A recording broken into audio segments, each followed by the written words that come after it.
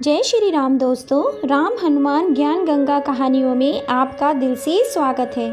आज की कहानी है हनुमान जी की मंगलवार चमत्कारी व्रत कथा।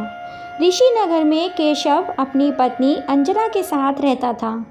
संतान की इच्छा से दोनों पति पत्नी प्रति मंगलवार को हनुमान जी की पूजा किया करते थे। वर्षों तक व्रत करने के बाद भी उन्हें कोई संतान नहीं हुई। कुछ दिनों के बाद केशव पूजा करने के लिए जंगल में चला गया।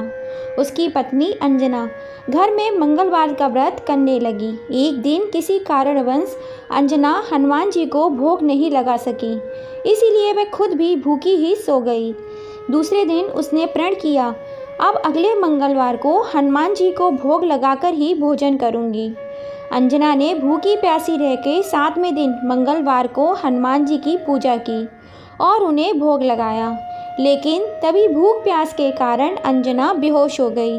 हनुमान जी ने उसे सपन में दर्शन देते हुए कहा, उठो पुत्री, मैं तुम्हारी पूजा पाठ से बहुत प्रसन्न हूँ। तुम्हें सुंदर पुत्र होने का वरदान देता हूँ। तत्काल अंजना ने उठकर हनुमान जी को भोग लगाया और स्वयं भी भोजन किया। हनुमान जी की अनुकृपा से अंजना ने एक सुंदर शिशु को जन्म दिया।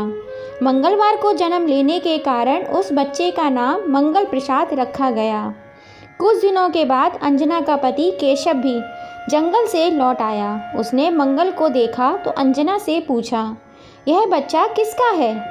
अंजना ने हनुमान जी के दर्शन देने और पुत्र प्राप्त होने का वरदान देने की सारी कथा सुना दी, लेकिन केशव को उसकी बातों पर विश्वास नहीं हुआ और वह अंजना पर शक करने लगा।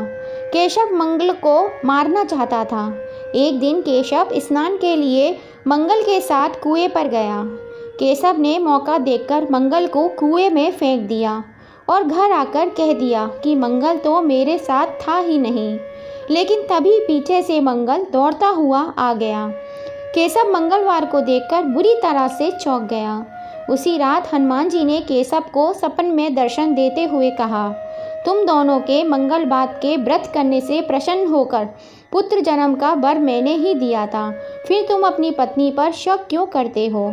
उसी समय केशव ने अंजना को जगाकर उससे क्षमा मांगते हुए सपन में हनुमान जी के दर्शन देने की सारी कहानी सुनाई।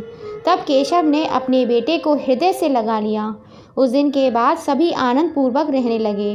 जो दंपत्ति विधिवत मंगलवार का व्रत करते हैं, हनुमान जी उनके सभी कष्ट दूर करके धन धान्य से उनके घर के भंडार भर देते हैं, निसंतानों को संतान देते हैं और शरीर के सभी रक्त विकार के रोग नष्ट कर देते हैं। दोस्तों, आपको ये कहानी पसंद आई हो तो प्लीज़ लाइक एंड सब्सक्राइब ज़रूर कीजिएगा।